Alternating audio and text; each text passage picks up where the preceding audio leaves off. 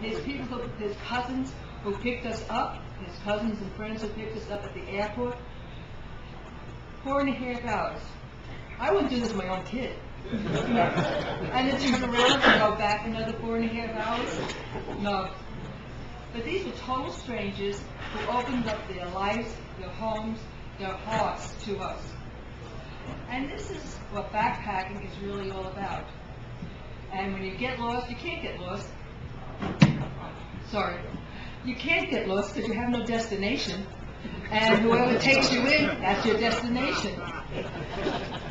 And the thing is also that the people, again, if you travel and you meet people, no matter how you travel or read about it, open up your heart, your life to them, we wound up doing things you never thought of. Working on those big boats, you probably have heard about those big boat races that they have in India. Yeah. Dave worked on painting it.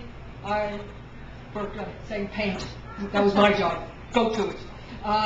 And then they take the boat after it's all finished, and they had it blessed. They had to bring it back into the water.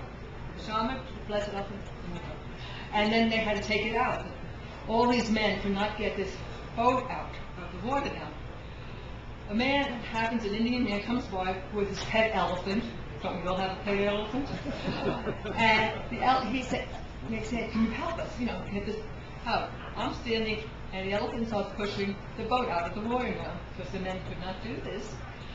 I'm standing on the side with this man who had to be 85, 90 years old, and he has his arms crossed like this in front of me. He says, when I was a young man, we didn't need an elephant to get the boat out of the water. And I'm thinking, this is something we say all the time. I said, my kids, I did my homework first, you know, before I went out to play. You know, this is that means to me that we have more in common by the elephant to a story or anything else than we have not. Back to David.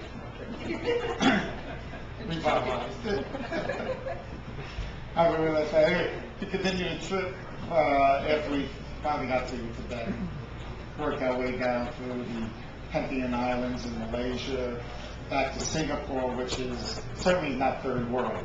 But in fact, we only stayed a short time because it was, you know, staying downtown Manhattan or LA. It was really expensive. Anyway, we caught a cargo ship for Indonesia heading for Jakarta. And while we're there, and that's just exactly the time the revolution started in Jakarta. In fact, we were on an island first, and we were leaving the next day on that cargo ship, and some Dutch backpackers came in that night and says, I don't know, you can get to Jakarta, it's on fire, and we just left, we grabbed our books, and, you know, the place is on fire. Anyway, the cargo ship brought us there, and we had to then drive our way. We knew a safe haven on the other side of Jakarta to get to, called Benam. If we can only get there, it would be a safe haven for us, but we had to get to Jakarta, so we had to bribe some lorry drivers to take us through, which we did. And we actually drove through Jakarta, which was cordoned off, and it was like a war zone that we've never been on life. I mean, cars turned over, buildings, the banks were on fire. I don't think anything of Jakarta was going to exist after that. We did get through Jakarta. We got to a train station. We waited for 6 hours. The train did come, and we got to the city called Benam. Next morning, we went hiking, come back to the guest house we're staying at, and everybody's celebrating. Suharto resigned, the new regime moved in. They thought Americans pushed the envelope on it. They loved Marilyn Albright. That's all they could talk about there, because she forced the World Bank not to forward or lend the money to Indonesia, which kind of bankrupted them at that time and actually caused a turnover in government. In fact, they brought us in, they sat us in front, they had satellite TV, and they turned on CNN in English so we could listen to all the fanfare that's happening in Indonesia.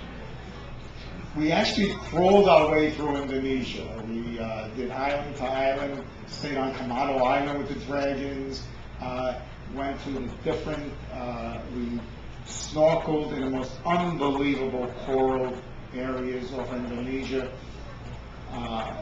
It's still the end of their revolution. We got to Bali, which was reported to be very much like Singapore. You know, can we afford it? Back, you know, we could afford it, but do we want to spend that money? We stayed in Bali, was a ghost town. We went to a 5-star hotel for $20 a night, on the beach, swimming pool, everything, and you know, there were only 4 guests in the hotel. I mean, Bali, no one was there at all at that time. And it was a shame because, you know, we felt more for the Indonesian economy than we did for ourselves. We went to Indonesia, we even got into Timor, and just as we hit Timor, that fight broke out between West Timor and East Timor, and we could actually hear the guns going off in our background hotel.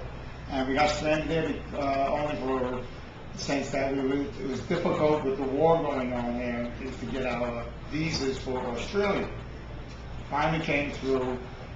We flew into Darwin, Australia. Now, let me tell you, that's probably the third biggest shock of our life, going from over a year in the developing world to the developed world. I mean, paved roads, sit-down toilets, you can order a hamburger. I mean, Darwin was unbelievable. The funny thing is, you know, now I get used to spending some money. So we go, the first thing we do, and Australia is great to travel through because they have this Greyhound bus system. You buy mileage on it, and you can go any place they go and the routes, and you can use it forever. You just get on and off any place you want. So we go, and it's expensive, about $800.